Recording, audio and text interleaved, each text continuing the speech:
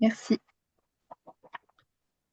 Voilà, nous sommes très heureux d'accueillir aujourd'hui Fabienne Joliet sur ce thème de la beauté, qui est un thème tout à fait stratégique et très fondamental et pas facile. Donc Fabienne Joliet est géographe, géographe universitaire, puisqu'elle est enseignant-chercheur, professeur à l'École du paysage d'Angers, de façon plus précise, Institut Agro-Rennes-Angers. Elle a des compétences techniques, puisqu'elle co-dirige le pôle horticulture et paysage des instituts Agro-Rennes qui sont à la fois à Angers, à Montpellier et à Dijon. Et par ailleurs, elle a des sujets de recherche tout à fait culturels dont elle va nous parler incidemment, je pense, euh, en particulier sur les approches culturelles donc des peuples premiers. Elle est- Elle s'occupe en particulier avec des différents territoires du Canada sur les approches indigènes, donc les perceptions culturelles des sociétés primitives. Alors, c'est courageux de traiter de la question de la beauté, qui est un thème philosophique très traditionnel. Et aujourd'hui, quelle est son actualité par rapport à notre question de paysage? On voit bien que pour beaucoup de gens, peut-être pas pour tous, euh, la question de la beauté du paysage est une source de vie, une évidence, une pratique coutumière et la source d'un attachement qui peut-être nous donne des éclairages sur notre condition, sur notre vérité, sur l'échelle des réalités du monde. Et par rapport aux questions de changement climatique et plus généralement de transition, il est certain que cette dimension d'attachement peut avoir un rôle moteur, puisque si nous sommes attachés au paysage et que nous les voyons changer, peut-être que ça va déclencher des réflexes de responsabilité, des réflexes de solidarité et une volonté d'intervenir, puisque nous serons atteints comme ces paysages s'ils sont amenés à s'altérer. Alors du coup, on tombe sur une question qui est délicate, qui est est-ce que ce sentiment de la beauté du monde, est-ce qu'il est partagé, est-ce qu'il est universel ou est-ce qu'il est le fait de certains? Est-ce que c'est une approche culturelle que d'être sensible à la beauté du paysage ou est-ce que c'est quelque chose que tout le monde peut ressentir? Donc, est-ce qu'il y a une particularité, une partialité dans ce sentiment de la beauté ou est-ce que c'est un sentiment universel? Et du coup, ça pose la question de finalement quel est le fondement de cette appréciation que nous avons de la beauté de la nature. Alors, comme je suis philosophe, j'ai réduit tout ça à des catégories philosophiques, mais Fabienne va nous approcher de façon beaucoup plus documentée et avec beaucoup de références aussi bien visuelles que théoriques. Et donc, je lui cède la parole donc, sur ce thème de la beauté, à propos duquel nous pourrons dans un deuxième temps peut-être échanger sur cette question de beauté et transition, beauté et changement climatique, beauté et capacité que nous aurions de comprendre et peut-être d'orienter cette question d'urgence climatique. Voilà, donc Fabienne, à vous de jouer. Merci Odile. Donc bonjour à toutes et à tous. Donc je voudrais commencer par remercier le collectif PAP pour son invitation aujourd'hui.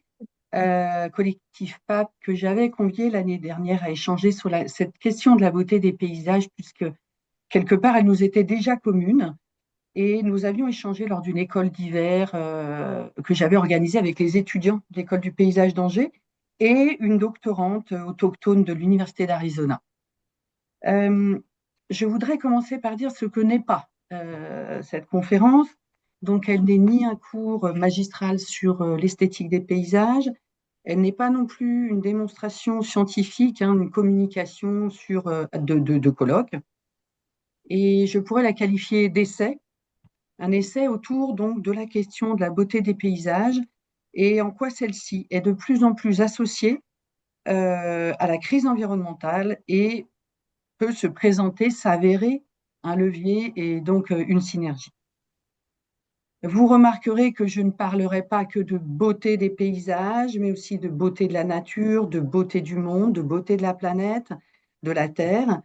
Autant de termes en fait que je cite de la voix de différents auteurs, mais qui à mon sens rejoignent bien sûr la question de la beauté des paysages sans pour autant être synonymes. La preuve en est, je donne quelques exemples d'ouvrages de spécialistes du paysage. La mise en scène du monde de Lucien Bulle, Le sentiment du monde de Catherine Groux, ou encore Bernard Lassus ou Michel Pénat qui parlent de la d'hypothèses au pluriel pour une troisième nature. Donc derrière cet essai, aujourd'hui, il y a une envie et un constat. Il y a l'envie donc de reconsidérer l'importance oubliée, le tabou, l'impact ignoré de la beauté des paysages, les émotions et les intentions qu'un beau paysage procure, et de la beauté extraordinaire à celle de l'ordinaire extra. On verra différents registres.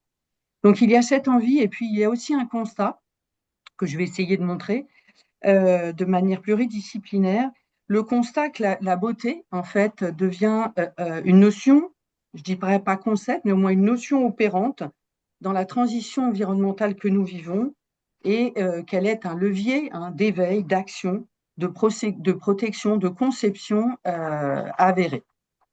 Alors, le plan un petit peu de mon exposé, donc à la manière d'un essai, entre démonstration éclectique, intuitive, un prisme théorique, vous verrez, émaillé de différents exemples de paysages que j'ai traversés, rencontrés ces derniers mois, et où j'y ai décelé la beauté comme un levier de la transition. Des projets avec ou sans paysagistes à l'œuvre, et urbains et ruraux. Alors, je vais commencer par, c'est le postulat, si vous voulez, de cet exposé. Je ne vais pas revenir sur la distinction entre environnement et paysage, mais pour autant, dans cette démonstration, je postule que l'environnement est un ensemble de dynamiques biophysiques dans lesquelles les sociétés vivent, dont l'existence leur est extérieure, mais qu'elles utilisent comme prolongement d'elles-mêmes, pour elles-mêmes, donc en termes de ressources notamment, qu'elles vont chercher à appréhender, calculer, etc. Quant au paysage, je l'entends comme une expérience esthétique au sens de l'aïsthésis polysensorielle, sachant que Le Breton et Corbin montrent bien que dans nos sociétés occidentales, la vue a l'ascendant sur les autres sens, mais donc une expérience de l'aïsthésis hédoniste du monde, dont les valeurs reflètent alors un processus d'identification, de projection, de fierté, de correspondance, d'appartenance, d'attachement, qui va se redéployer et constituer ce ressort de l'action environnementale. Et donc, quand Jean-Marc Besse, dans La nécessité du paysage, dit il y a le paysage décor, marchandise et esthétique, et il y a l'autre, le paysage profond, essentiel, nécessaire. Moi, je vois ça comme un tout. Je vois la question de la beauté du paysage bien plus qu'un décor, qu'un divertissement, avec donc une profondeur, une épaisseur, et donc, comme le dit Dardel, donc une manière d'être au monde. Et on retrouve donc dans la Convention européenne du paysage cette dimension on va dire disciplinaire du paysage. Le paysage participe de manière importante à l'intérêt général sur les plans culturels, social, économique, écologique et donc environnemental.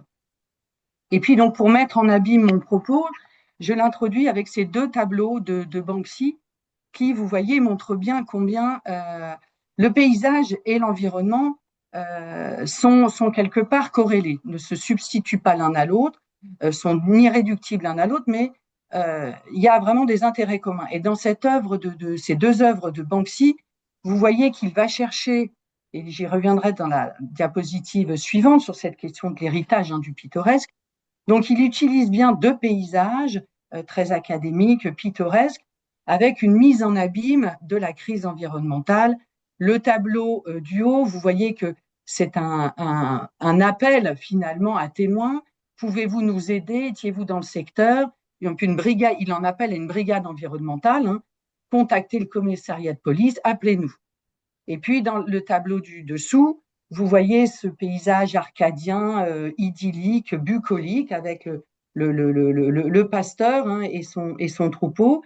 Et vous voyez voilà cette décharge, si on peut dire, ce véhicule, cette icône de la société moderne en berne. Et donc vous voyez comment, dans cette œuvre, en tout cas, moi j'y ai vu cette congruence, en tout cas, de sens possible. Alors, quelques petits exemples sur cette idée de paysage et environnement. Donc là, un paysage un projet de paysage par des paysagistes, un projet de forêt urbaine. Tous les projets de forêt urbaine ne sont pas conçus par des paysagistes. Alors ici, c'est l'agence Landscape Unit, une agence de paysagistes qui, bien entendu, s'est entourée d'écologues, de naturalistes. Et vous voyez en haut à droite et sur cette photo qu'il s'agit bien à la fois de constituer de toutes pièces un environnement au sens d'un écosystème forestier, mais qui fonctionne avec une mise en scène. Là, vous voyez, la vue, garantir le maintien de la vue sur le lac de Maine, et vous avez donc la silhouette emblématique de la ville d'Angers. Donc, voilà un exemple par des paysagistes. Un deuxième exemple, là, une photo que j'ai prise, alors là, par contre, il y a quelques années, dans un parc en Arctique canadien. Et bien entendu, je me suis rendu compte a posteriori que j'avais été très influencée par les images d'Arthus Bertrand, bien entendu. Et en fait, là, c'était pour vous illustrer que là où j'y ai vu, moi, un beau paysage, un paysage sublime, derrière, en fait, ce paysage se cache, je dirais, le désastre écologique qui est en train de se produire, le réchauffement de la planète. Et donc, ce que vous avez ici, c'est en fait le réchauffement, les pergélisols qui fondent, et un paysage où on ne peut plus marcher, on s'enlise complètement. Donc, verdissement, et puis de plus en plus d'eau.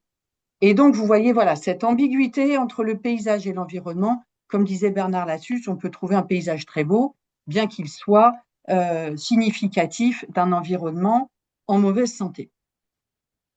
Alors, le début de mon propos maintenant, pourquoi cette décrédibilisation en fait de la dimension esthétique du paysage? On ne peut pas dire le contraire. Alors, Albert Camus le disait aussi déjà au milieu du siècle, nous tournons le dos à la nature, nous avons honte de la beauté. Alors, quand on recherche un petit peu dans la littérature, il y a deux raisons à cela. La première, c'est parce que, et on le voit d'ailleurs sur la droite dans ces illustrations de Jörg Müller des années 70, qui sont, je vous rappelle, les années 70 concomitantes de la première crise environnementale. Alors, première raison, c'est parce que le registre esthétique du paysage sont restés captifs, en fait, du pittoresque, enfermés dans le modèle du paysagiste de cette époque du pittoresque, nous dit Brady.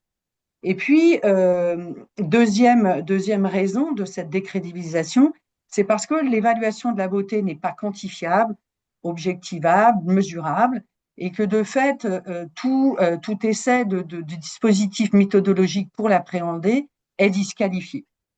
Donc, pour ces deux raisons, il en résulte qu'il y a un certain tabou, un discrédit à propos de la question de la beauté des paysages, où parfois on enfouit la question de la beauté des paysages au sein d'autres valeurs.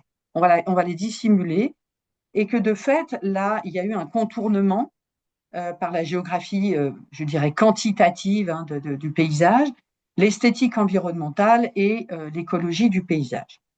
Alors, un autre élément qui contribue à ce renoncement, ce long renoncement ou cette décrédibilisation de la beauté des paysages, c'est, Reclus le disait déjà à la fin du 19e, les peuples préfèrent la force à la beauté. Et donc, c'est, bien entendu, je vais parvenir sur l'utile et le costaud, que j'appelle, ou le brutalisme. Et donc, bien entendu, il y avait une esthétique dans le projet moderne de l'architecture, mais il y a le projet moderne de l'architecture et ses avatars. Et donc, on voit bien, voilà, sur des illustrations, le paysage pittoresque qui est là emblématique, le paysage traditionnel, et qui progressivement va lui aussi, dans sa matérialité, être transformé par un autre projet donc de territoire. Deuxième élément de ce prisme, de cet essai, c'est la beauté des paysages et quelque chose, alors de la nature ou du monde, est quelque chose d'avéré. Et au regard de ce tour d'horizon pluridisciplinaire, non seulement la contemplation est avérée un état de grâce, je dirais, et qu'on voit que cet état de grâce n'est pas quelque chose de passif, hein, on le verra dans la diapositive suivante, mais qu'il se présente comme une émotion que je dirais reliante, une résonance, pour reprendre les termes d'Hartmut Rosa. Alors, 3 exemples d'écrivains. Rilke parle de mélodie des choses, Albert Camus de jour de noces avec le monde. Nous étalons tous l'heureuse lassitude d'un jour de noces avec le monde. Oui, il suffit d'un soir de Provence, d'une colline parfaite, d'une odeur de sel pour apercevoir que tout est encore à faire. Et puis Julien Gracq, 1960, Le sentiment de la merveille. Ensuite, 2 autres références de naturalistes, Rachel Carson, naturaliste américaine. Alors, ses propos sont, en 1911, elle est décédée, hein, c'est le recueil de ses textes. Et Rachel Carson parle du sens de la merveille, hein, en tant qu'écologue. La merveille unique est que d'avoir vécu dans ce monde et dans nul autre. Et finalement, elle reprend en ce sens ce que Thoreau, dans Walden, à la fin du 19e, avait déjà évoqué, comme Emerson, où que je sois assis, là où je pourrais vivre, le paysage rayonnait de moi en conséquence. Donc c'est bien cette idée, vous voyez, d'une émotion reliante ou d'une résonance par Rosa. Et je reprends les 2 ouvrages que j'avais évoqués en introduction de la part de spécialistes du paysage. On parle de mise en scène du monde ou de sentiment du monde. Donc on voit bien que la beauté des paysages provoque un état de grâce et qu'il ne s'agit pas pour autant justement d'un sentiment, d'une émotion passive. Alors avant de montrer le type d'action, hein, que ça engendre, je voulais vous montrer cette exposition à Montréal, à côté de la suivante que je vous présenterai ensuite. Je reviendrai sur La beauté sauvera le monde, mais vous montrer que voilà, sur la droite, c'est l'introduction de l'invitation à regarder cette exposition. Et on voit 2 choses. On voit que d'une part, il y a les propos, je dirais, des sociétés qui considèrent qu'il faut une déclaration avec un D majuscule à la nature, à la terre, à la beauté des paysages, et que de l'autre, il transparaît que la nature deviendrait presque un agent qui nous propose, qui se présente, qui s'offre à nous comme une offrande, en fait, aux sociétés. Alors, rapidement, vous voyez que dans ces extraits de texte, l'exploration donc des sens, je reviens à l'aïsthésis, hein, polysensorielle, émerveillement et harmonie des formes et des couleurs partout dans le monde, la nature sans obligation nous offre le cadeau de la beauté. Ensuite, dans le 2e paragraphe, il est question, vous voyez, d'admirer avec respect cet écosystème. Et on voit bien que dans le paragraphe suivant, la nature révèle sa diversité à travers la cohabitation de la vie sur Terre, dans le ciel et en mer, où la beauté réside partout. C'est-à-dire que cet écosystème, il est partout. On en est au stade de la grandeur nature, hein, la grandeur au sens de la majesté. Et puis, vous voyez que dans l'avant-dernier paragraphe, la nature offre aussi des instants simples et purs. Donc là, on s'identifie, hein, à cette déclaration de la nature. Nous sommes donc des êtres authentiques, hein, qui aimons ces instants de paysages simples et purs. Et puis enfin, l'introduction termine, même les conditions les plus difficiles, dans les conditions les plus difficiles, pardon, notre environnement dévoile une beauté transcendante. Donc, vous voyez que déjà, on se rend compte que par la beauté, l'entrée de la beauté du paysage, de la nature, du monde, on voit bien que déjà, il y a un peu un glissement qui s'opère, en tout cas 2 regards, entre un point de vue anthropocentré de la beauté sur le spectacle, mais que le spectacle du paysage commence à devenir aussi un agent, hein, finalement considéré comme un agent de la beauté envers les sociétés. Donc, ceci étant dit, la beauté du paysage donc est une contemplation très active, hein, et effectivement, elle n'est pas passive. Et de fait, on voit que elle est effectivement, c'est avéré qu'elle est un levier de l'engagement environnemental. Alors, à ce premier niveau, je reprends bien entendu La beauté sauvera le monde que j'avais repris dans mon titre, emprunté à Dostoïevski dans L'idiot, fin du 19e. Dans les propos de Dostoïevski, il entendait la question de l'éthique aussi et de l'esthétique. Hein, c'était pas simplement. Mais bien entendu, Ici, je vous montre simplement 3 exemples qui m'ont intéressé dans le cadre de cette démonstration, qui ont recours. Alors, la beauté, Sauver la beauté du monde de Jean-Claude Guilbault, qui est un journaliste, qui a commencé comme journaliste de guerre, et puis qui a écrit cet ouvrage où il nous parle de changer de regard, de décider de voir la beauté, d'abord de s'émerveiller, mais de décider de la voir. Et ce chant du monde nous rappelle que la beauté est rare et précieuse, qu'il faut la chérir, s'en émerveiller, etc. Je reviendrai sur cet aspect. Ensuite, j'ai choisi un deuxième ouvrage qui est un ouvrage qui relève du monde de l'art, une sélection de peintures, et là, autour, je dirais, du 19e, de la peinture romantique, un peu aussi dramatique, et du pittoresque, autour de cette question, donc quand l'homme, vous voyez le sous-titre, quand l'homme contemple l'univers. Et donc, ce ne sont, pour ainsi dire, quasiment que des tableaux de paysages à différentes époques qui partent de cette dimension déjà mélancolique, romantique, puis au pittoresque. Et enfin, sur la droite, vous voyez comment le curseur se déplace. J'aurais dû inverser finalement la première et le deuxième ouvrage. Dans un numéro spécial édité par Géo, La beauté sauvera le monde. Et là, vous voyez clairement le message, le paysage qui est là. C'est comme celui que je vous ai montré tout à l'heure. C'est un paysage un peu du désastre, de la fin du monde. C'est un paysage arctique où vous voyez, c'est la fin, voilà, de la banquise, où déjà ça donne le ton de cette évolution des critères de la beauté du paysage, du pittoresque.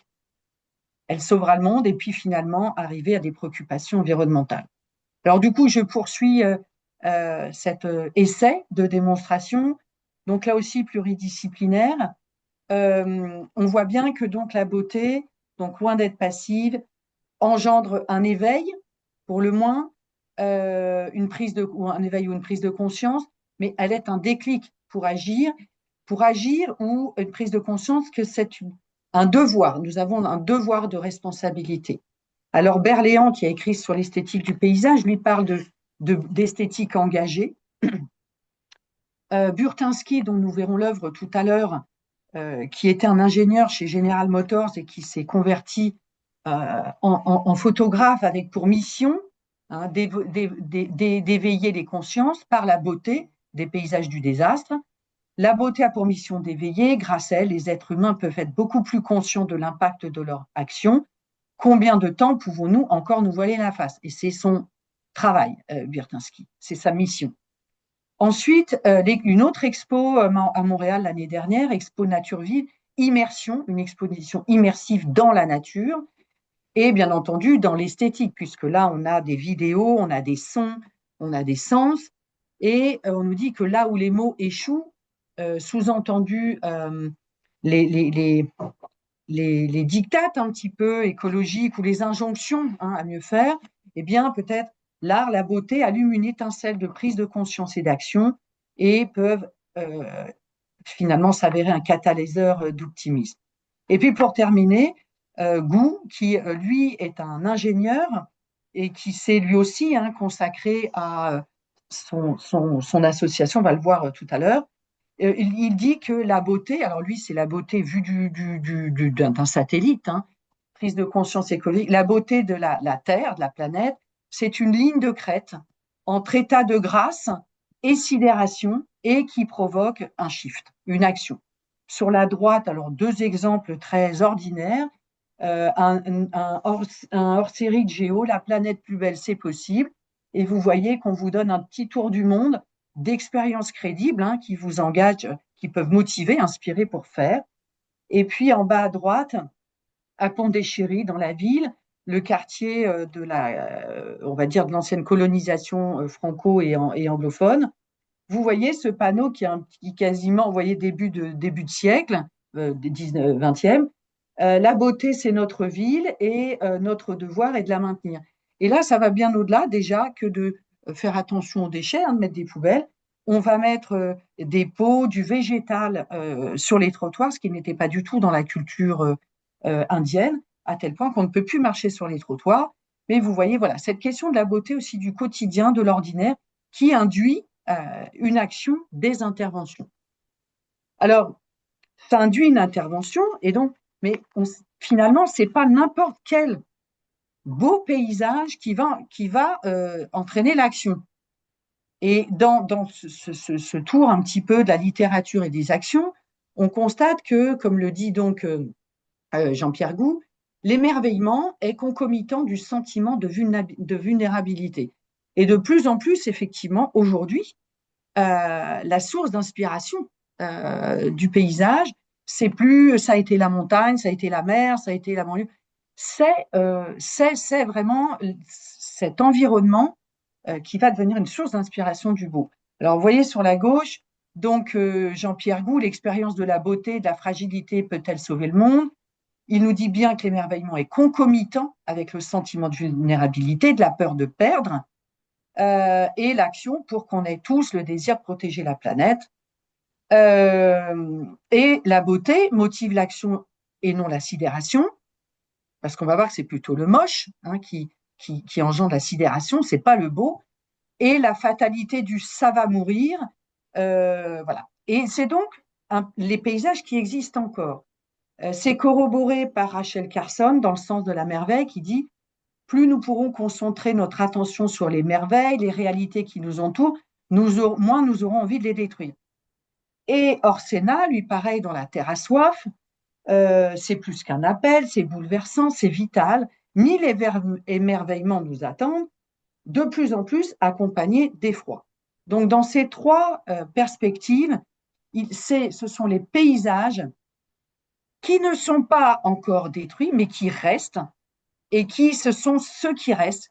Et si on n'a plus cela, c'est la fin. Mais c'est un registre de la beauté de paysage qui existe encore et qui n'est pas encore esquinté, abîmé, mais dont la sensibilité relève d'une sensibilité écologique comme source d'inspiration de la beauté. Et puis là, pour terminer sur ce registre, cette autre exposition, donc immersive, nature vive, je ne lisais pas forcément juste cet extrait en dessous que j'ai sélectionné, un spectacle émouvant nous rappelant l'importance de préserver toute la magie qui habite notre merveilleuse planète et renforcer le désir d'agir pour respecter les engagements écologiques de la COP, etc. Donc on voit bien que en lieu et place d'injonctions écologiques, etc. Voilà, ça corrobore l'idée que ce sont les paysages, les beaux paysages qui nous restent encore, qui peuvent nous conduire à l'action et à l'action donc de les protéger. Cette image, bien entendu, que vous retrouvez toujours dans le même sens de l'ONG WWF qui passe par le paysage. Alors, bien entendu, c'est un photomontage et qui vous montre combien le paysage de la forêt, la forêt ou la forêt amazonienne, mais la forêt, c'est l'image de la métaphore des poumons, donc une conscience environnementale et la déforestation. Et en haut à droite, cette petite mise en abîme de Cousteau, on aime ce qui nous a émerveillés et on protège ce que l'on aime. Donc on retrouve voilà cette idée du beau qui existe encore, avec pourtant un registre de sensibilité, je dirais peut-être postmoderne, l'écologie, l'environnement, mais que c'est vraiment par la beauté et qu'elle va donner le goût d'agir, de servir à la cause environnementale. Alors là aussi, j'ai pris vraiment au hasard, quand vous regardez alors sur Arte ou ailleurs, dans les documentaires, eh bien, Merveille de la nature, on regarde vraiment, il y a une mise en abîme des questions écologiques qui passe par cette question de la beauté pour protéger, quel avenir pour ces écosystèmes sur la gauche, et puis sur la droite, un point de vue, là, je dirais plus paysage, d'une étude de cas que je vais évoquer tout à l'heure, la rivière Magpie, où finalement, entre autochtones et écologistes québécois, il y a eu la congruence d'une préoccupation environnementale commune malgré deux points de vue de culture d'être au monde différents. Et c'est la beauté du paysage qui les a permis aussi de mutualiser leur lutte. Alors un autre exemple rapidement, parce que finalement, je n'ai pas regardé l'heure. Un exemple là, urbain.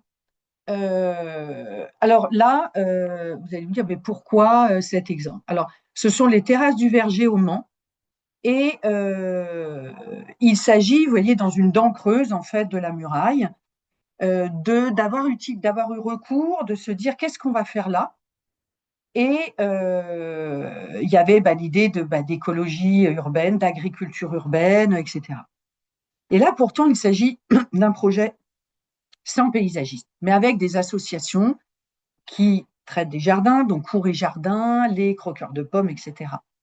Et ce qui est intéressant dans ce projet, c'est qu'on voit là aussi le concours des préoccupations paysage, la beauté du paysage, là, du design, plus que du design, et environnemental.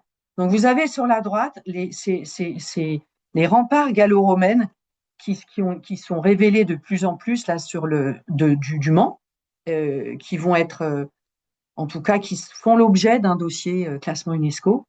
Et finalement, 150 mètres plus loin, vous avez ce projet et vous voyez combien, alors à la fois, quand je parle de design et de beauté, eh bien finalement, on a repris le vocabulaire de ces terrasses qui existaient, c'est-à-dire les terrasses historiques où c'était la première ceinture verte vivrière autour des remparts de la ville. Il n'y avait pas d'agriculture dans les villes du Moyen-Âge, c'était juste au port de la ville. Et puis, vous voyez surtout, vous reconnaissez là le design, en fait, la réinterprétation de Genius Loci, finalement, on pourrait dire, des murailles, je dirais, gallo-romaines sur la droite. Donc voilà, c'est un exemple urbain aussi pour vous montrer que la beauté, elle est toute simple, elle est partout, y compris en ville.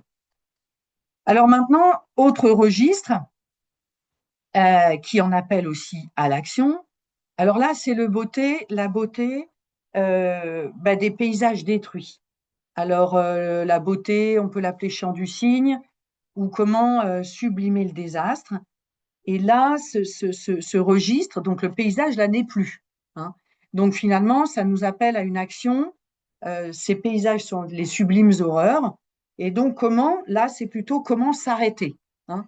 L'autre registre, c'était comment protéger ce qui nous reste et qui n'est pas forcément des paysages pittoresques. On est dans un nouveau registre. Et là, c'est comment on va arrêter.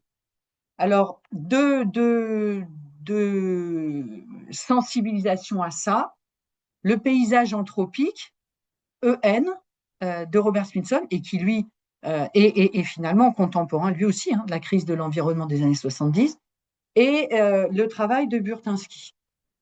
Alors, le paysage anthropique EN, parce que c'est un terme de thermodynamique, et qui montre comment on va passer d'un système à un autre avec un moment finalement de désorganisation du système, un moment de rupture. Et donc, Robert Smithson s'empare de cette notion, et c'est lui qui le dit, le paysage anthropique, bien qu'il fasse du land art et que land art, c'est pas landscape art, en tout cas, il contribue à cette prise de conscience. Vous voyez sur la gauche, dans son ouvrage de paysage anthropique, on voit évidemment les désastres et l'action de l'homme qui se déverse sur, alors plus le land que le landscape. Et puis sur la droite, une des œuvres les plus connues, Spirale Jetty, qui est finalement l'incarnation de cette spirale à un moment avant qui arrive. Vous voyez l'individu qui est au milieu, alors je ne sais pas si c'est Smithson ou un autre, mais on est vraiment au stade de la rupture éventuelle du système, de sa désorganisation. Et est-ce qu'il va y avoir une autre spirale qui reprend, la vie reprend. Et j'ai choisi cette illustration pour vous montrer que, vous voyez, on se pose la question, finalement, cette spirale Zeti se dégrade. Et est-ce qu'on doit la sauver, cette œuvre, ou est-ce que par nature, par essence, puisqu'elle est faite pour incarner l'entropie du monde, est-ce qu'il ne faut pas la laisser, donc se dégrader, la laisser à elle-même, et que ce soit finalement une intention de l'artiste. Deux autres appels dans ce registre de la beauté, de la beauté des sublimes horreurs. Donc Burtynsky, donc je le rappelle, qui a travaillé chez General Motors et qui à un moment se dit, moi je veux changer de mission et je veux passer de l'autre côté que du côté obscur. Et vous voyez, donc on a, alors bien entendu, il y a un côté Georges Bertrand, mais là son message, il est différent. Et il dit, vous voyez, malgré son intention esthétique, puisqu'il dit c'est ça qui incite à l'action. Plaire n'est pas la fin de ce travail. Née d'une exigence éthique autant qu'esthétique, la beauté a pour mission d'éveiller. Grâce à l'art, donc les individus vont être beaucoup plus conscients de ce qu'ils font, et il appelle ça les paysages de l'Anthropocène, hein, cette collection. Et il nous dit, liés aux écosystèmes abîmés, des déclics, et finalement, c'est de se rendre compte, c'est les conséquences de notre action sur la planète. Donc, je l'ai dit tout à l'heure, l'idée, c'est de nous dire stop. Mais c'est de nous interpeller quelque part par la beauté, hein, et pas par simplement des dossiers. Je veux dire, on aurait pu prendre le GIEC. Vous voyez, on a un paquet de données objectives sur cette catastrophe un peu environnementale, mais là, c'est l'idée de montrer le beau du dramatique parce qu'on sait que la beauté est donc un levier d'action. Je terminerai par ses œuvres, là, toujours dans le même registre, donc avec Jason de Kertelor, alors à Lanzarote ou à Marseille, en Espagne. Donc, alors, est-ce que pareil, on parle de paysage, mais en tout cas, vous voyez bien que l'idée, c'est qu'il montre qu'on parle d'anthropocène et il dit que c'est peut-être le plus sinistre des parcs d'attractions. Donc, c'est en ce sens que je l'ai mobilisé. Sur la gauche, il s'agit bien d'un paysage, hein, d'une œuvre artistique dans le paysage et qui nous montre voilà, ces paysages de la faim et bien entendu à droite où finalement, bah, quelque part, la nature nous bouffera. Voilà, hein. Et que donc cet appel de la beauté où finalement la société n'est pas moche. Et si on avait su, hein, la société dans l'environnement, donc avant que nous soyons noyés par l'Anthropocène, voilà. Autre aspect maintenant, c'est quand la beauté s'en va. Alors, est-ce que tout s'en va? Alors, dans Les émotions de la Terre, Glenn Albrecht parle bien donc d'un nouveau monde, hein, de nouveaux paradigmes et la nécessité de créer de nouveaux mots pour en parler. Et donc, il crée voilà, le néologisme de solalstalgie ou comment réagir face au deuil écologique. Donc, ce n'est pas le deuil écologique, hein, mais c'est comment réagir. Et donc, c'est le sujet notamment de Emma Walton, donc ma doctorante qui travaille sur ce projet avec l'Université d'Arizona, Wonder, le programme Wonder. Et donc, simplement, donc, pour dire, vous voyez, voilà, cette représentation artistique dit tout. Vous avez au premier plan bah, la société, un individu qui est avec un imperméable. Vous voyez le côté complètement décalé avec un imperméable et face à lui, bah, le désastre de la sécheresse, de la disparition du paysage et de l'eau. Donc, il est encore là.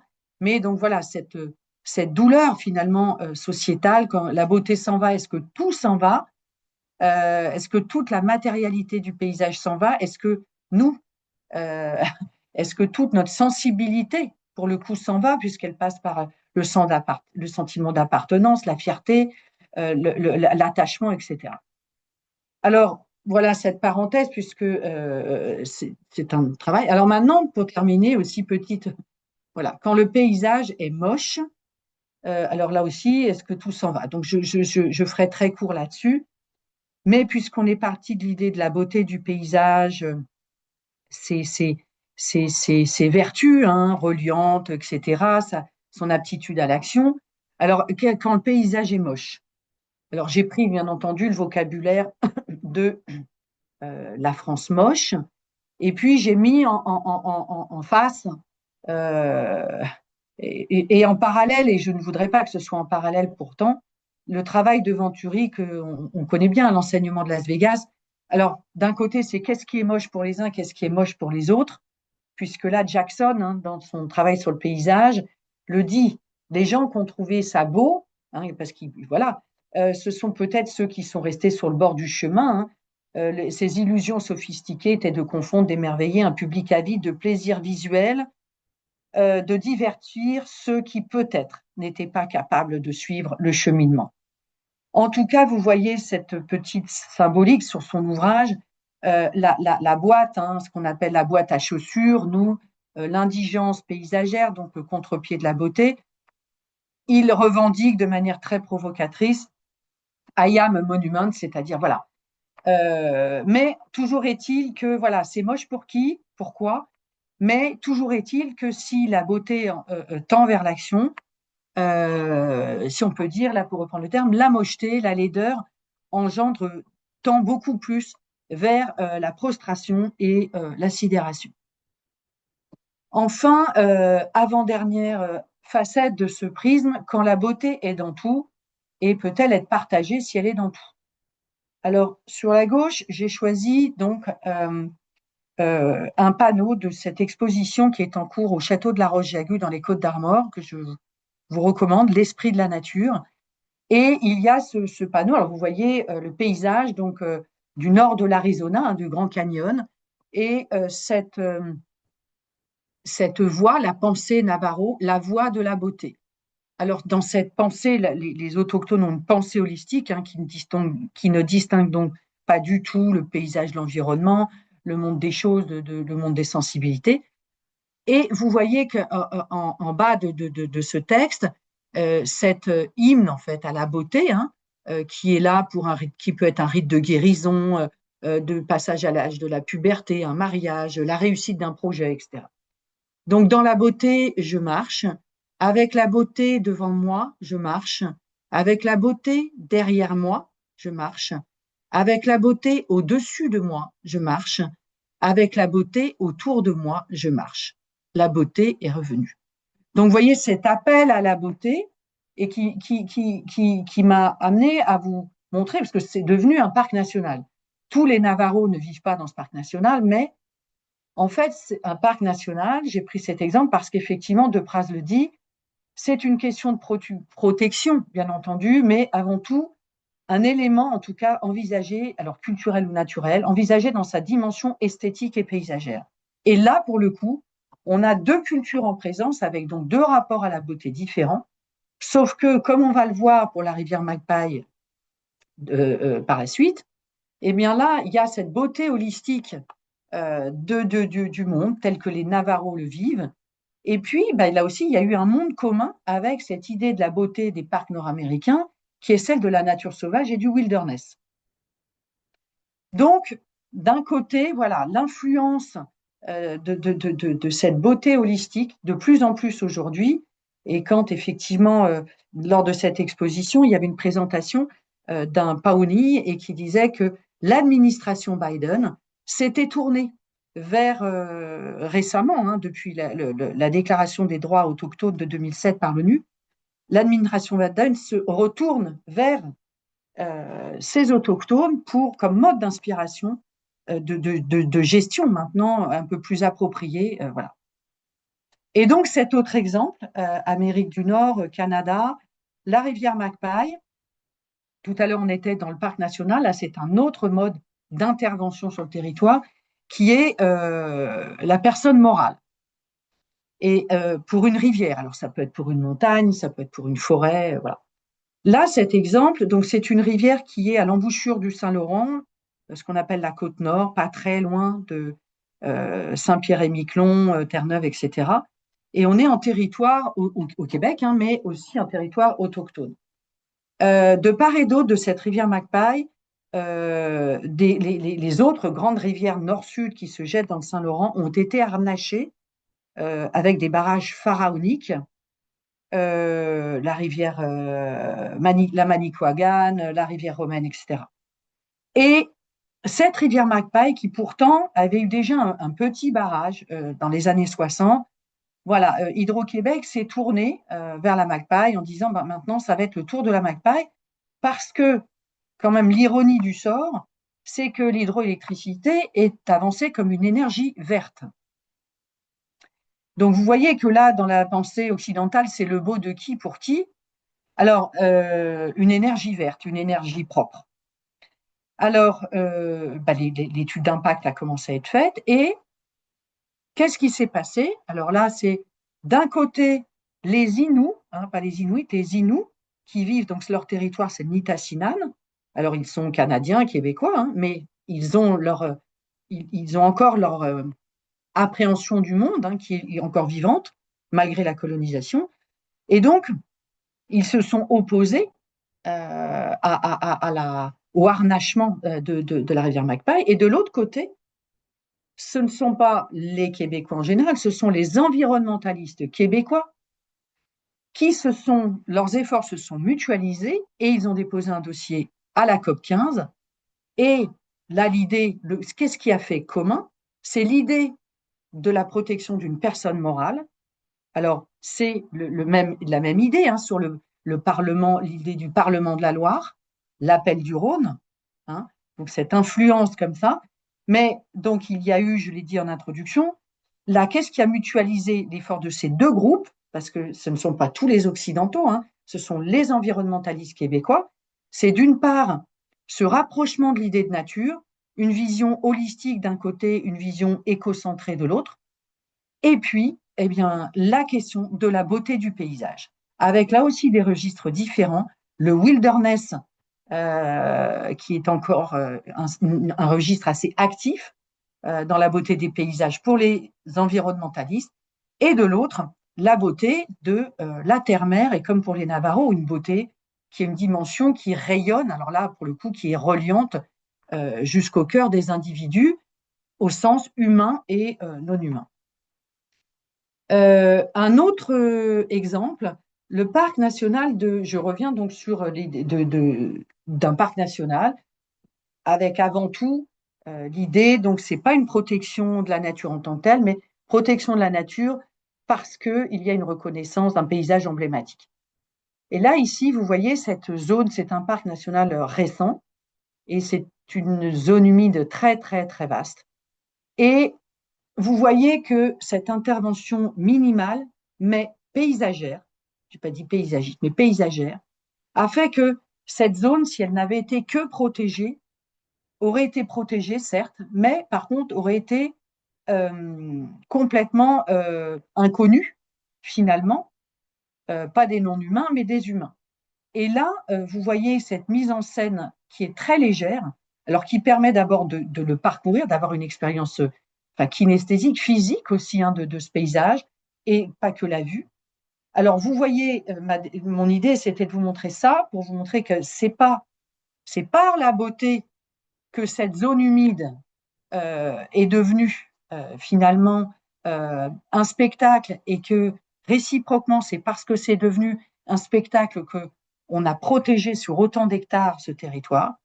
Et puis en haut à gauche, à ma grande surprise, à l'entrée du parc, voilà le panneau, et qui, selon moi, mon interprétation, toujours est-il, parce qu'il n'y a pas en Lettonie, il n'y a pas d'autochtones, il n'y a plus d'autochtones dans cette partie de l'Europe du Nord, puisqu'on est au sud de la Baltique, c'est finalement, vous voyez, l'influence, encore une fois, entre les environnementalistes occidentaux et quelque part une forme d'inspiration de cette dimension holistique du rapport à la nature, et qui inclut également la beauté. Ici, quelque part, c'est la terre-mer ou mer-nature. Et puis enfin, je terminerai par ce dernier aspect qui est peut-être quand même un questionnement, puisque l'idée, c'était de faire un petit peu une démonstration sur les vertus, le cercle vertueux, en fait, de la beauté des paysages. Mais effectivement, alors il y en aurait d'autres, hein, des effets pervers ou certains enjeux. Donc là, je voudrais vous montrer quelques exemples. Alors les enjeux, effectivement, ça, les paysagistes le savent, c'est la question de la médiation. Je vous ai montré deux exemples où justement, c'était la beauté du paysage qui permettait de faire monde commun. Alors l'exemple ici, tout simplement, ce qu'on appelle le réensauvagement hein, aujourd'hui. Bon, c'est pas forcément beau pour tout le monde encore. Donc voilà, le réensauvagement, le zéro phyto en fait hein, sur les trottoirs de la mairie de Paris. Il a fallu après avoir expliqué pourquoi c'était comme ça, parce que certaines générations disaient nous on paye nos impôts, et finalement ils considéraient ça comme du laisser-aller. Alors c'était il y a 15 ans. En bas, vous avez, exemple à Montpellier, voilà ce qu'on appelle un quartier sauvage. Et donc, est-ce il va y avoir l'intervention d'un paysagiste ou pas? Et donc, justement, voilà, cet exemple aux États-Unis, à Cleveland, qui a été réalisé par Anna Hahn et qui défend l'idée voilà, d'écologie esthétique dans sa thèse qu'elle a soutenue ici il y a quelques mois. Donc, sur la gauche, elle nous montre comment on est dans le Cleveland, c'est dans les prairies, ce grand paysage emblématique hein, américain. Et donc, Cleveland est à côté, et avec cette évolution, ces nouvelles préoccupations environnementales, etc. Donc l'idée a été de reconcevoir, de ramener, réensauvager la ville de Cleveland dans les moindres interstices. C'était finalement une sorte de trame verte à la manière des écosystèmes, donc des prairies. Donc les écologues, les naturalistes, l'écologie du paysage a donc créé ce dispositif de corridors, de parcelles, etc. Et puis ben, le problème, ce qui s'est passé, c'est que eh bien, ça a complètement périclité. Ces écosystèmes ne parvenaient pas à fonctionner d'abord en eux-mêmes, et ils ont été extrêmement dégradés, hein, c'est même pas non entretenus, mais dégradés par les habitants. Et donc, ce qui s'est passé, c'est qu'il y a eu un appel fait à des paysagistes, qui sont donc eux aussi hein, naturalistes en partie. Donc, ils ont travaillé dans un collectif, et vous voyez sur la droite, ben, finalement, ce qui a été fait, c'est on a repensé l'écosystème des prairies et qui fonctionne complètement en termes d'écosystème, mais avec une dimension donc esthétique. Et à partir de ce moment-là, certains habitants ont même demandé est-ce que c'est possible que vous veniez repenser notre jardin. Donc vous voyez voilà, cette distinction. Et puis, alors très rapidement, je n'ai pas vraiment pris le temps de déployer, mais c'est quelque chose qui m'a interrogée, cette question du landscape urbanism, puisque finalement, à la source du landscape urbanism, donc c'est à peu près depuis les années 2000, une ancienne de chez nous, donc Anaïs Léger-Smith, a développé a fait sa thèse, hein, consacré sa thèse sur cet aspect-là.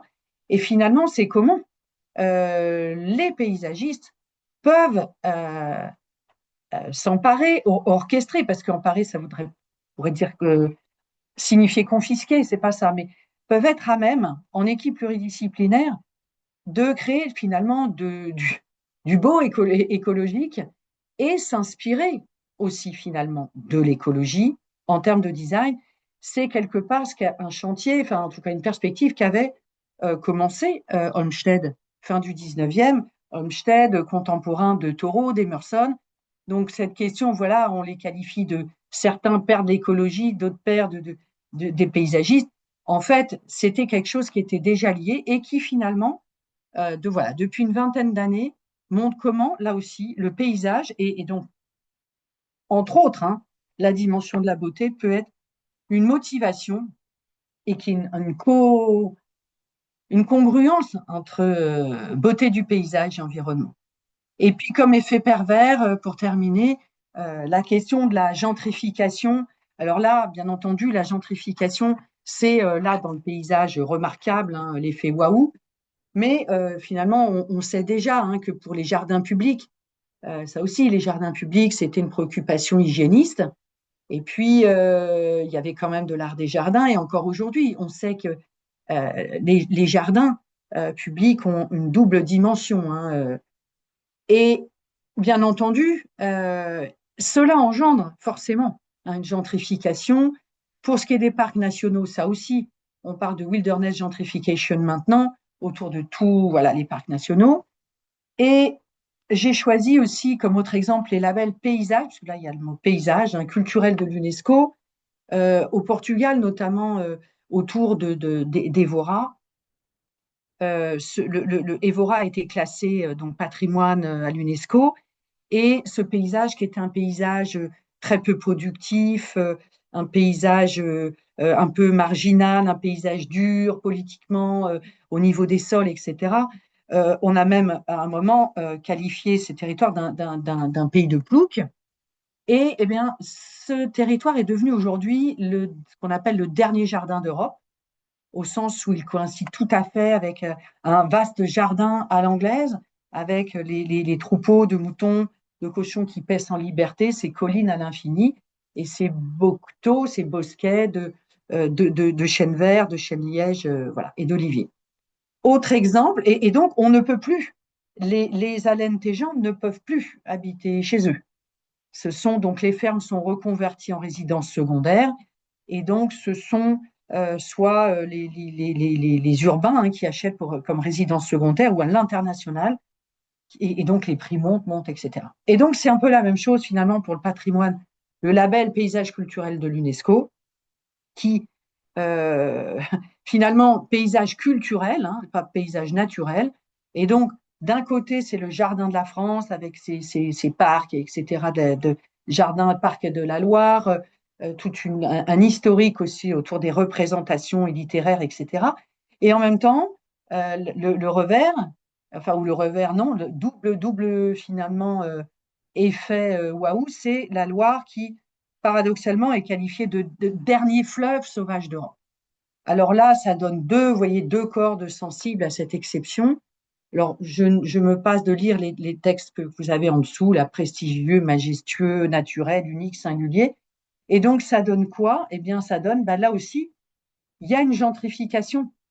Et que donc, pour donner juste un détail, donc les îles de la Loire qui n'étaient pas très prisées, eh bien, et où finalement les habitants qui vivaient là s'en accommandaient tout à fait, eh bien aujourd'hui, en gros, pour faire court, plus c'est inondable, plus c'est cher. Ça veut dire plus c'est inondable, plus on peut avoir une résidence avec balcon sur Loire, c'est-à-dire être dans la Loire, c'est plus c'est cher parce qu'en fait, ce sont des résidences secondaires, les gens ne vivent pas là l'hiver. Donc, voilà. Donc, autre effet, voilà, de gentrification de la beauté des paysages. Alors, je terminerai par juste deux éléments, un de la Convention européenne du paysage, l'autre du Code de déontologie du paysagiste concepteur. Dans cet extrait de la CEP, on voit que la beauté du paysage, c'est pas dit comme tel, mais c'est quand même voilé. C'est une mission de la CEP. Le paysage, donc patrimoine culturel et naturel, ça on le savait, contribuant à l'épanouissement des êtres humains, on peut quand même imaginer que la beauté soit un des éléments qui contribuent à l'épanouissement du paysage. Et puis, composante essentielle du cadre de vie, là aussi, on peut quand même imaginer que la beauté fasse partie de ces composantes et que, voilà, qualité de vie des populations. Alors là aussi, et d'espaces remarquables comme ceux du quotidien, bien sûr. Et avant la conclusion, on voit bien qu'elle apparaît aussi dans le code de déontologie des paysagistes concepteurs, dans le respect de l'intérêt général qui s'attache à la qualité esthétique, culturelle, environnementale et sociale. Je jure, comme paysagiste concepteur, d'exercer ma profession avec conscience, etc. Voilà. Alors en conclusion générale, je voudrais dire que la beauté des paysages ou sa dimension esthétique est donc bien plus qu'un décor, pas plus qu'elle ne serait un chant des sirènes avec des promesses trompeuses. La beauté des paysages constitue, à mon sens, une caisse de résonance. Alors, à mon sens, au sens de toutes ces références que j'ai mobilisées, constitue une caisse de résonance avec différents registres de sensibilité et de résonance de la beauté des paysages, qui se déplacent avec une amplitude de tonalité, de l'ordinaire à l'extraordinaire, de l'effet waouh extatique à l'ordinaire extra, et jusqu'au beau brisé, le beau catharsis en fait un peu dystopique. Et enfin, par contre, le moche qui, lui, n'a pas de vertu engageante, on l'a vu. Ensuite, deuxième point, en conclusion, une caisse de résonance reliante. La beauté a c'est une aptitude reliante au monde et qui s'avère présentement, on l'a vu, ce que j'appelle un stimuli environnemental, qui provoque donc une prise de conscience, un éveil, une action, un engagement. La source d'inspiration donc n'est plus le pittoresque, mais la vulnérabilité de l'environnement, principal moteur d'action ou d'esthétique engagée. Les beaux paysages qui disparaissent, inspirés par, dont la source d'inspiration est environnementale, les stigmates paysagers de l'anthropocène et du désastre, paysage donc anthropique EN ou anthropique AN. Et puis enfin, il y a deux choses.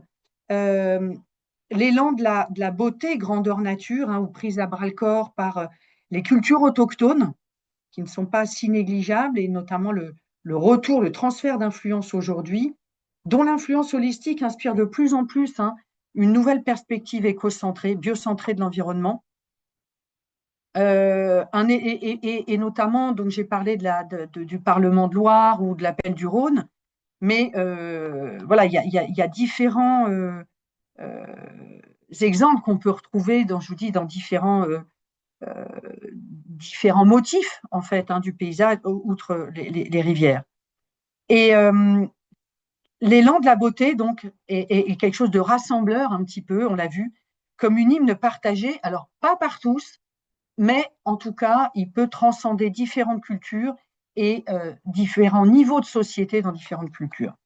Donc finalement, il y a l'élan de la beauté, et puis en revanche, si on revient à cette question de la retenue de la beauté, bien, on a tort de s'en priver, mais par contre, il y a quand même un effet pervers, et il y en a certainement d'autres, que celui de la gentrification ou de l'exclusion. Donc, tel qu'annoncé en introduction, pour finir, cet essai se voulait donc plus un appel ou une invitation à reconsidérer, à revaloriser la puissance évocatrice de la beauté des paysages, parmi d'autres puissances évocatrices inhérentes, consubstantielles du paysage, et je dirais peut-être du paysage postmoderne, et non du paysage pittoresque, bien sûr. Peut-être aussi, malgré tout, est-ce que cette démonstration est suffisamment probante pour avérer que la beauté des paysages est une aménité environnementale? J'ai parlé de stimuli environnemental. Et est-ce cela que signifiait alors Lassus et Pénat lorsqu'ils parlaient d'hypothèse pour une troisième nature, ou Foléa dans l'archipel des métamorphoses? Et pour finir, vraiment, pour ce qui est du paysagiste qui en fait son métier, il est donc en capacité, pour reprendre la phrase de Camus, qui était celle de ma première page et que je n'ai pas lue, il est donc en capacité d'empêcher que le monde se défasse, pour reprendre les mots de Camus, en affirmant ses compétences esthétiques parmi l'éventail des autres dimensions du paysage et ainsi inventer une coordination avec l'écologie du paysage, l'esthétique environnementale, etc. Merci de votre attention. Merci beaucoup Fabienne, c'était génial, super riche en références et en informations. On a encore 20 minutes pour discuter de tout ce qui vient d'être dit, pour rebondir. Si vous avez des questions ou des remarques, n'hésitez pas, Fabienne pourra vous répondre ou on peut aussi échanger librement. Et vous pouvez écrire bien sûr des questions dans le chat si vous préférez que je les lise.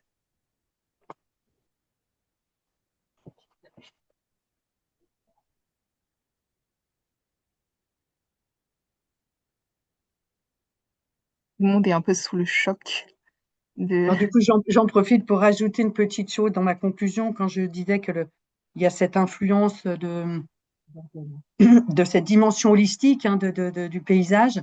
Un exemple concret, c'est le congrès IFLA.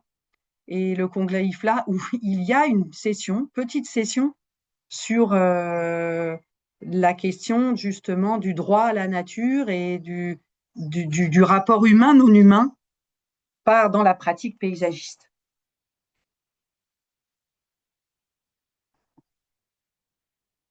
Moi, je peux dire une petite chose.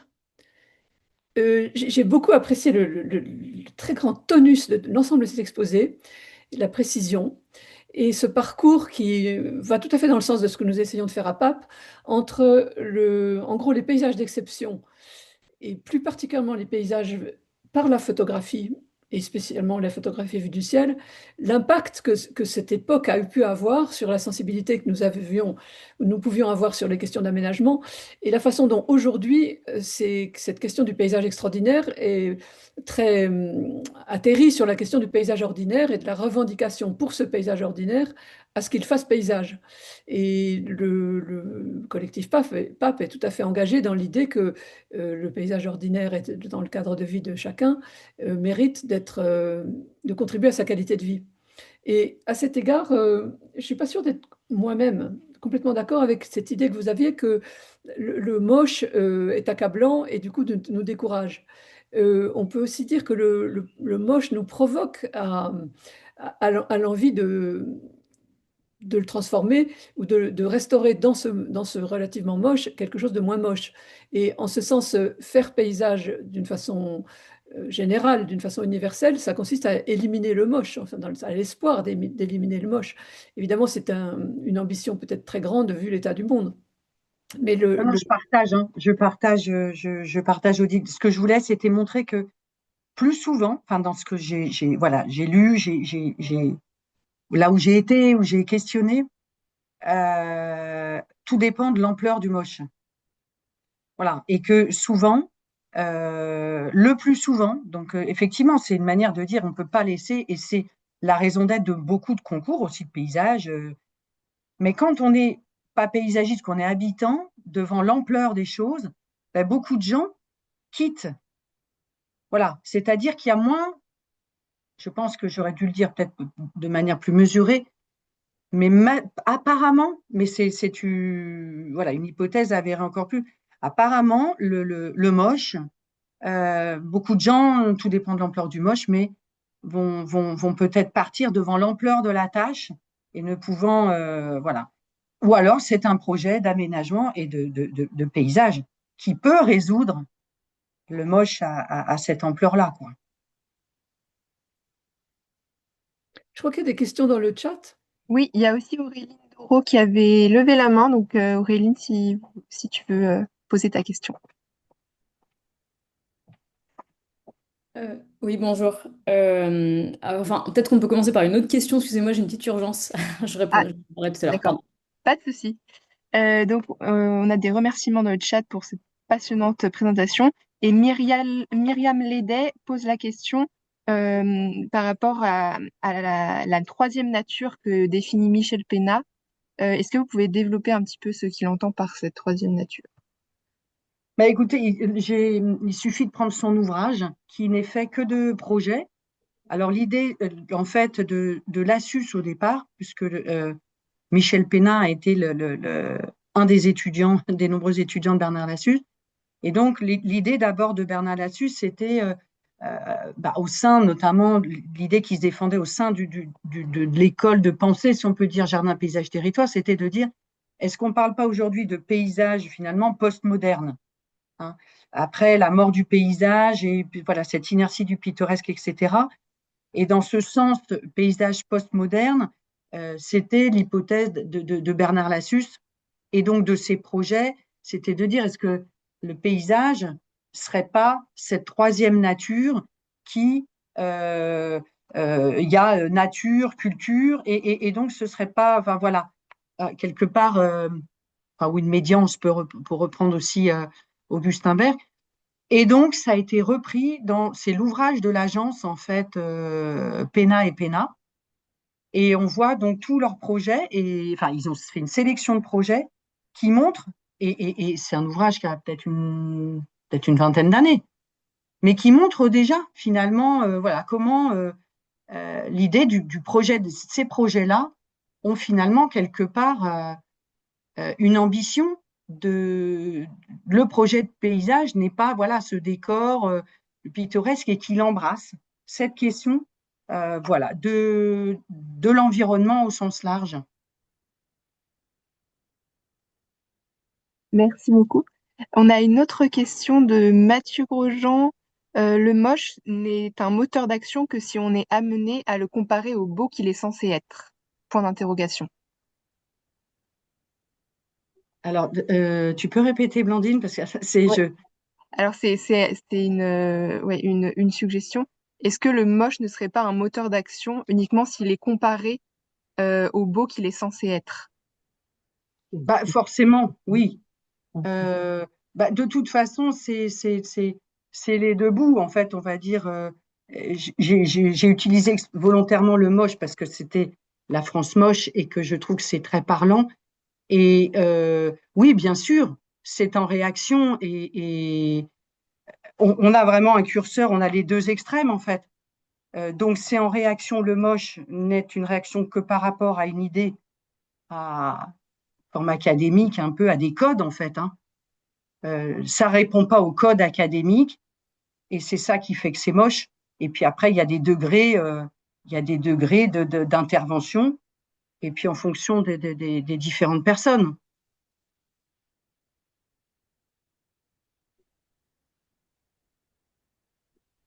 Euh,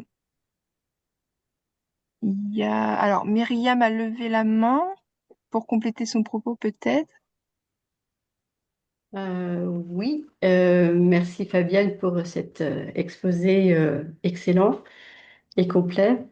Moi, je veux poser une question, c'est en fin de compte, est-ce qu'on peut estimer que la beauté, c'est une mise en cohérence des usages, la beauté pour un paysage, c'est une mise en cohérence des usages qui donne un sentiment de complétude, d'harmonie, d'équilibre, et qui donc nous donne un sentiment de beauté. Est-ce que le sentiment de beauté, c'est quelque chose de très subjectif, qui est très lié en fin de compte au bien-être, euh, et qu'il n'y a pas comment dire, de canon esthétique spécifique, c'est peut-être et avant tout un sentiment de complétude face à une harmonie du monde. Ah ben, je pense que c'est les deux. C'est sûr que c'est.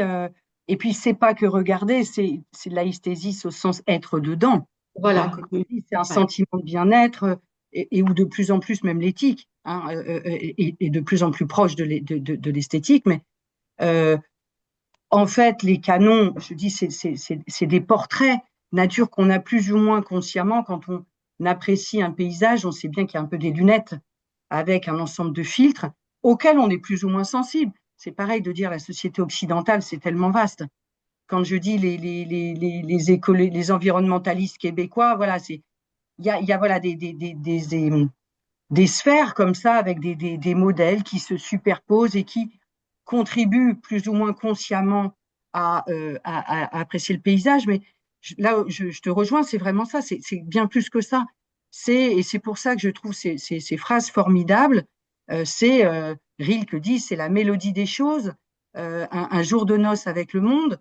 C'est un état, voilà, comme tu dis, de bien-être, je dirais, de plénitude ou un moment de grâce, et qui parfois, un moment de grâce, qui peut être un paysage que personne d'autre n'a remarqué, mais qui représente pour soi ou des petits groupes quelque chose c'est intense, quoi. Mhm. Mais le problème, c'est que ces moments de grâce, ils peuvent être aussi face à des paysages que certains peuvent considérer comme moches. Par Oui, exemple, voilà, il y a des paysages désarticulés et il y a une poésie de la désarticulation de ces paysages qui confère aussi un sentiment de bien-être, je sais pas, mais en tout cas, oui, un sentiment esthétique. Euh, euh, voilà, enfin, comment dire, bon, la notion de beauté est tout à fait relative en réalité, hein, mais en tout cas, le paysage dit moche peut conférer un sentiment de bien-être, je ne sais pas, mais d'une certaine beauté. Et là, c'est quelque part l'inverse, c'est-à-dire que la beauté de ce paysage qu'on peut considérer comme moche, désarticulé, la beauté de ce paysage désarticulé, eh bien, lui ne sauvera pas l'environnement, au contraire. Il chante la, la- pas l'intérêt, mais oui, il chante la mise en valeur de la négation de l'environnement, enfin de la négation d'un respect de l'environnement. Voilà, très exactement. ouais, non, enfin, en tout cas, c'est pas son ambition. C'est vraiment, en fait, c'est aussi dans la beauté comme dans d'autres choses. C'est un peu une catharsis, hein. C'est Oui. une dystopie. Je pense Mais par contre, il par faudrait- rapport à ce que tu disais, ce qui est important en tout cas, ce qui est sûr, c'est que là où moi, et je pense qu'il faut laisser comme ça, je n'ai pas du tout trouvé d'abord, et pas cherché, mais je n'ai pas trouvé en quoi la beauté ne serait pas relative. Elle Mhm. est tout à fait relative. Par contre, moi, ce qui m'a intéressée dans cette démarche, c'est de montrer que toute relative qu'elle soit, voilà, il y a quelque chose derrière qui relève de l'appréciation. C'est un peu un pas japonais, et on sait que c'est un levier, enfin voilà, d'action. Alors, et puis Mhm. surtout, la beauté des paysages. Moi, ça m'a intéressé parce que je trouve qu'il y a eu vraiment un discrédit pendant très longtemps, et puis que c'était devenu un peu une honte, même dans le milieu du paysage. Je pense qu'il faut lui redonner sa place, mais qu'elle Mhm. n'existe pas que toute seule. J'ai jamais eu l'ambition de dire que le paysage, c'était ça. Non, non, bien sûr, bien Mais, sûr. mais, mais, je pense qu'il faut, voilà. Mais que c'est relatif, absolument. Voilà. Parce que c'est en contre-pied par rapport à la question, la beauté des paysages sauverait-il l'environnement? Bah, oui ou peut-être non. Oui, Voilà. Il faut aussi envisager le non. ben, Euh, c'est pour ça que même j'ai terminé par gentrification, mais en disant qu'il y a d'autres choses. oui. Il y a d'autres choses qui vont faire que c'est vraiment une question. Et effectivement, mais on ne peut pas dire qu'elle n'y sera pour rien. Et je pense que Hmm. c'est ça qu'il faut garder, c'est surtout ça. On a d'autres questions. Est-ce qu'Auréline, t'es disponible? Ouais. Merci en tout cas pour la réponse, Fabienne. Merci beaucoup pour la présentation et pour l'amorce de la discussion. Moi, j'avais une remarque, mais ça vient un peu dans ce qui vient d'être dit à l'instant. Euh, enfin, j'ai l'impression qu'on est aussi, enfin, pour avoir de nouveau une fierté de parler de beauté des paysages, il faut aussi, en tout cas en France, on a souvent un imaginaire assez conservateur finalement des paysages, pouvoir aussi lui donner un peu voilà, d'épaisseur environnementale. Et c'est pas encore du tout évident. Et je trouve qu'à la fois la phrase de Camus et à la fois la photo, là, ici, qu'on a sous les yeux, sont assez emblématiques. Il y a vraiment une difficulté aujourd'hui à relier le beau avec les actions pour la survie de l'humanité. Et c'est vraiment un peu dans cette perspective aussi du dilemme un peu vert-vert, parce qu'on travaille beaucoup, donc moi je travaille beaucoup sur les énergies renouvelables et on travaille beaucoup avec des associations qui protègent, encore une fois, protègent la biodiversité et ne développent pas la biodiversité, par exemple. Enfin, c'est pas en tout cas un vocabulaire qui existe, bien que ce soit parmi leurs actions. Et pourtant, on a besoin de ça. Et donc, le dilemme vert-vert, c'est voilà, est-ce qu'on protège la biodiversité ou est-ce qu'on installe des énergies renouvelables qui vont permettre de lutter contre le changement climatique, qui vont en fait par ricochet préserver la biodiversité. Et aujourd'hui, on arrive à des conflits énormes en fait entre acteurs qui protègent la biodiversité et acteurs qui protègent enfin, qui souhaitent lutter contre le changement climatique parce que justement, on n'arrive pas encore aujourd'hui à conscientiser ce possible. Et donc, je me demande, enfin, voilà, comment vous le percevez aussi enfin, sur l'entrée paysage. Enfin, j'ai l'impression qu'il faudrait inverser la phrase de Camus aujourd'hui. Enfin, vraiment, on a dépassé ce stade-là. Enfin, il faudrait dire avant, on était obsédé par l'idée d'empêcher qu'il se défasse, et maintenant, il faut absolument qu'on change le monde pour une question de Il faut survie collective.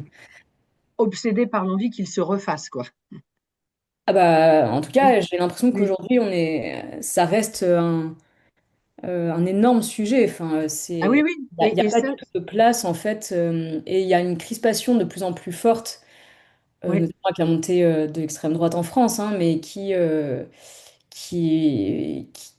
nous, enfin, qui vraiment, enfin, nous émeut aussi. Enfin, il y a vraiment enfin, il y a eu pas plus tard qu'avant-hier hein, une peur énorme sur le moratoire posé sur le déploiement des énergies renouvelables en France. Enfin, quand on en arrive là, c'est que voilà, on soutient complètement un déploiement fossile qui, du coup, par ricochet, enfin, va faire aussi qu'on a voilà, un monde complètement pétrolifère et donc qui sera préservé peut-être parce qu'on voit moins le pétrole par certains aspects, parce que c'est le monde dans lequel on est et du coup, on a réussi à préserver certains espaces, mais qui sont en train de complètement se transformer, quoi.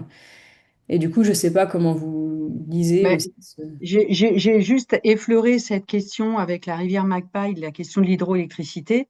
Mais c'est sûr que cette question, parce que là, pour le coup, paysage et environnement sont antinomiques. Ils paraissent antinomiques. Et c'est là la difficulté. Et je pense donc que la question de la beauté pourrait aider. Je vous donne, j'ai pas eu le temps, mais je voulais évoquer une diapo justement sur l'exemple du parc éolien de la baie de Saint-Brieuc. Et voilà, c'est un exemple que je connais bien, où au départ, bien entendu, alors on va pas retomber dans l'histoire de l'artificialisation hein, des éoliennes, des moulins, voilà, hein, parce que là, on n'en est plus là. Mais en tout cas, dire que ce projet, alors toute la côte hein, était vent debout, quels que soient les métiers, les professions, etc. Et que finalement, au départ, ce qui a permis hein, que ce soit accepté, c'est une bonne raison, hein, c'est que c'était loin.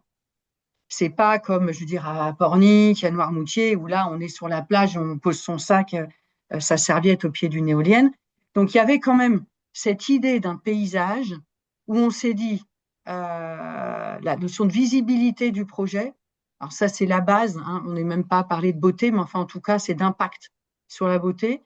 Et puis finalement, eh ben, je pense que cette mise à distance et, euh, et le fait que du coup, ce soit pas si l'impact ne soit pas aussi puissant, eh bien, il y a vraiment quelque chose qui est en train de changer. Et c'est de plus en plus montré comme enfin, c'est pas vieux, hein, mais comme un site exemplaire. Après, bien entendu, hein, il n'y a pas que la beauté. Je pense que là aussi, on en avait parlé avec les étudiants dans le cadre d'enjeux paysagers environnementaux. Bon, est-ce que si un champ éolien, pas du tout pensé en termes de paysage, parce qu'il y a pas mal de paysagistes qui ont travaillé là-dessus aussi, hein, sur la disposition des éoliennes, etc. Il y a beaucoup de choses à faire, hein, par les paysagistes là-dessus. Bah, la question, c'est que si il y en a qui ont dit, ben, ou les panneaux solaires là maintenant dans les campagnes, les abris, enfin voilà. Du coup, on peut mettre les vaches en dessous, on peut, enfin voilà, faire du solaire, voilà. Mais en fin de compte, ce qui est dingue aussi, et là on peut comprendre que la dimension esthétique soit peu, les gens disent, bah, si moi je veux bien que ça soit installé à côté de chez moi, in my backyard, mais si je sais que j'ai 20%, si l'électricité, l'énergie va être redéployée sur ma commune, là, ok, c'est pas la même, j'accepterai plus. Donc, c'est pas, voilà, que le beau tout seul, mais en même temps, voilà, c'est juste un élément qui peut permettre, et c'est pareil, à un moment donné, beaucoup de paysagistes en ont eu ras-le-bol de faire des permis et des permis et des permis, en se disant, moi, je fais que ça. Et en même temps, bah, en se disant qu'il n'y avait pas beaucoup de latitude, en fait, hein. Mais c'est vrai qu'il y a des champs éoliens qui ont fait l'objet de projets de paysage, en fait, hein. Donc, bah oui, c'est pas une panacée, ça c'est sûr, hein. Voilà. Mais on peut pas dire que c'est qu'un décor, on peut pas dire que c'est rien. Et voilà, c'était redonner un peu une sensibilité pour se dire que c'est important de s'en servir. Et puis surtout, les plus intéressés par la question du paysage, enfin, que nous sommes, les paysagistes, et puis cette communauté, si nous, on le fait pas, mais qui va le faire? Je pense qu'il faudrait quand même distinguer entre la beauté canonique des paysages idéaux ou des paysages esthétisés par la photographie, etc. Donc ça, C'est ça, c'est oui. quelque chose qui tapisse notre sensibilité, en tout cas dans un certain milieu. Et puis par ailleurs, la question du paysage comme étant l'espace accoutumé dans lequel on vit chacun, avec son niveau d'attachement à des choses qui peuvent ne pas être belles du tout, mais qui sont appropriées, donc pour lesquelles on a un attachement, et donc aux deux extrêmes limites. Et entre les deux, il y a le fait qu'on peut effectivement esthétiser des chevalements de mines et montrer leur beauté formelle ou leur étrangeté. On peut l'esthétiser et appeler ça aussi bien un paysage aussi d'une tradition, d'un héroïsme collectif, des différentes façons d'esthétiser quelque chose qui, a priori, n'est pas le beau canonique. Ah non, non, non, Il faudrait surtout quand pas. même distinguer Il y a avec plein beaucoup de de beaux, il y clarté. a plein de beaux. Il Des beaux, faudrait il y en a distinguer plein. avec beaucoup de clarté des niveaux d'expérience du paysage qui ne sont pas du tout les mêmes et on ne peut pas les confondre. Après ça, sur la question de distinguer le paysage et l'environnement, je pense qu'on n'en est plus vraiment là. On a Ah plutôt oui, la c'est ça. question d'un paysage vécu effectivement holistique avec la pôle de référence un peu autochtone, comme vous l'avez très fortement dit, et qui reconsidère effectivement ce changement de regard qu'est le nôtre aujourd'hui. Et à cet égard, vous avez peut-être entendu parler de la chaire Paysage et énergie à l'école à l'école du paysage de Versailles, qui travaille à cette question dont un territoire approprié peut devenir parfaitement ressenti comme propre à être un espace de vie de qualité. Effectivement, à partir du moment où il y a cette appropriation du fait que ça va servir à mon énergie, mais aussi du fait qu'il y a tout simplement une forme donnée à l'implantation des mâts. Donc, je pense qu'il y a actuellement ce changement de regard, au début des conférences, on a parlé de ça, ce qui bouscule nos catégories et qui nous met dans une position beaucoup plus dynamique et aussi beaucoup plus démocratique, à dire le paysagiste, c'est pas celui qui fait un espace de beauté dans un coin alors que tout le reste est horrible. Le paysagiste, c'est celui qui réfléchit à l'économie du monde. Donc, il y a une dimension éthique, comme vous l'avez dit, et une dimension politique. Je pense qu'il faut se mesurer à l'intérieur de nos propres catégories et de notre façon de réfléchir le fait que on est dans un remaniement, dans un changement de paradigme. Et donc, il y a des façons de réfléchir qui n'ont plus grand sens, en fait. Hmm. Et de ce fait aussi, donc, l'urgence de la survie est très peu dissociée aujourd'hui de Ben, du l'urgence reste, de tout le partagée reste. qui soit politiquement supportable. Donc, Auréline a souligné cette question politique. Je pense que toutes ces questions sont complètement liées. Et en tout cas, dans le collectif PAP, le souci du paysage pour tous, c'est aussi le souci d'une société équitable pour tous. L'idée que l'esthétique, c'est quelque chose pour les esthètes, c'est horrible de dire des choses comme ça. Bien sûr que ça existe, cette dimension, mais on en Ben, est... on n'en est plus là, quoi. C'était Ah, l'idée qu'on en est revenu dans ce nouveau paradigme. Je pense que c'est un élément, comme finalement, j'aurais pu, ou enfin quelqu'un aurait pu faire une conférence sur l'économie solidaire dans la prise en compte des paysages et de l'environnement. Enfin voilà, c'était un biais euh, parce qu'il a été un peu mis sur la touche, mais bien entendu que voilà, c'est un tout. C'est pluridimensionnel avec l'économie, la politique, voilà. Oui, donc, enfin, ce qu'on observe dans notre petit monde, c'est quand même un reclassement de catégories, un élément de réflexion important et qui évolue assez vite, mais par ailleurs qui fait l'objet aussi de débats internes, parce qu'effectivement, dans la profession de paysagiste, le type de contrat qu'on peut avoir, c'est pas toujours de prévoir le paysage de demain, au sens écologique du terme, ou au sens politique du terme. Donc, il y a des paysagistes qui font encore du beau, ou tout moins une qualité, sans sans trop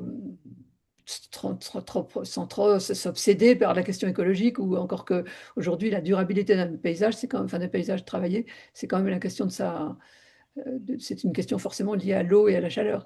Enfin bref, il y a des clivages à l'intérieur de la profession, des clivages à l'intérieur de nos esprits, parce qu'il y a des théoriciens qui ont dit des choses importantes, mais c'était déjà il y a 15 ans, donc on ne peut plus le penser tout à fait de la même façon.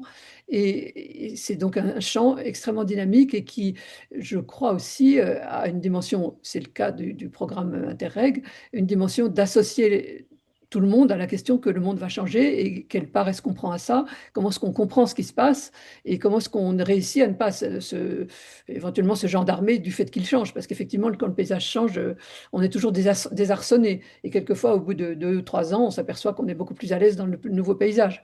Donc, c'est ces questions-là qui, comment dire, sont l'axe du Peut-être pour... programme Interreg qui finance ces échanges que nous avons.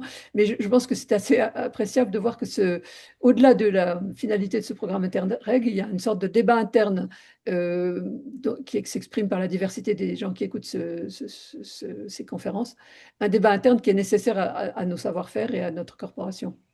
Et donc, merci beaucoup Fabienne, qui n'êtes pas une papiste pur jus, de nous Pas, permettre de pas encore. montrer comment ce débat innerve malgré tout l'ensemble des professions qui sont concernées par cette question de la responsabilité dans le changement du monde. Mais je vous remercie également. Et puis à bientôt pour nos prochaines aventures autour de la beauté des paysages ensemble. Oui, Et merci beaucoup. merci Euh, aux participants aussi de contribuer à la richesse des échanges. on n'a pas pu Oui, répondre à Fabien. toutes les questions, mais en tout cas, merci. Là, le temps est écoulé malheureusement, mais n'hésitez pas à revenir vers nous si vous avez d'autres questions. Vous avez le contact du collectif PAP, on vous le renverra par mail. Euh, Merci à tous. merci beaucoup Fabienne Au et à revoir. bientôt. Au revoir. À bientôt. Merci, bonne journée.